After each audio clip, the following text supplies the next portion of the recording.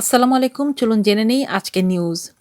নিখোঁজ হওয়ার ৩৮ ঘন্টা পর পুলিশি অভিযানে উদ্ধার করা হয়েছে ইডেন কলেজের বিবিএসের ছাত্রী সেই নাফিজা নেওয়াজ বিন্দুকে। নাফিয়া নেওয়াজ বিন্দুকে উদ্ধার হওয়ার বিষয়টি নিশ্চিত করে যাত্রাবাড়ী থানা ভারপ্রাপ্ত কর্মকর্তা ওসি কাজী নেওয়াজ বলেন, ইডেনের ছাত্রী বিন্দু তার মায়ের সাথে রাগ করে বান্ধবীর বাসায় ছিল। পরে আমরা বিভিন্ন প্রযুক্তি ব্যবহার করে রাজধানী মোহাম্মদপুরের একটি বাসা থেকে তাকে বৃহস্পতিবার ৫ এপ্রিল ভোরে উদ্ধার করেছি। বর্তমানে সেই ছাত্রীটি সুস্থ ও স্বাভাবিক রয়েছে। ওসি কাজী নেওয়াজ আরও বলেন, ঢাকা থেকে গাজীপুরে খালার বাসায় যাওয়ার উদ্দেশ্যে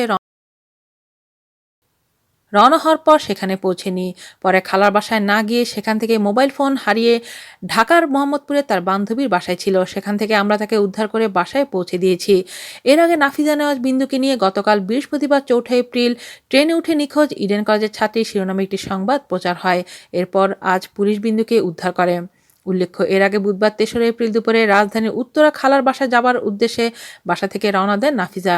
কমলাপুর ট্রেন স্টেশন থেকে রাজশাহীগামী ট্রেনে ওঠেন নাফিজা। কিন্তু দুর্ভাগ্যবশত উত্তরা স্টেশনে নামতে পারেননি তিনি। বিকেলের দিকে বিন্দু তার মাকে শেষবারের মতো ফোন দিয়েছিলেন।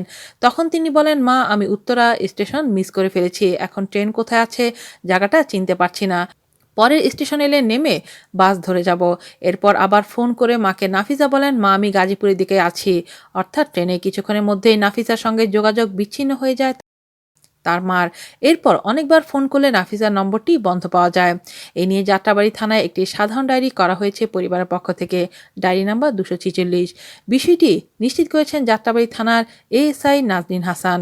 বিন্দুর বাবা আব্দুল বাতেন বলেন, ঘটনার সত্যতা নিশ্চিত করে বলেন, আমরা থানায় জিডি করেছি।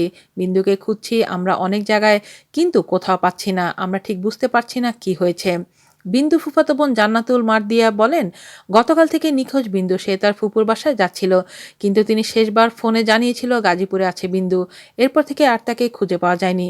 প্রেমঘটিত কোনো কারণ কিনা জানতে চাইলে জান্নাতুল বলেন, না, তবে একটা ছেলের সাথে বিন্দুর সম্পর্ক ছিল যেটা পারিবারিকভাবে সবাই জানে। ওই ছেলের সাথে বিন্দুর বিয়ে ঠিক হয়ে আছে।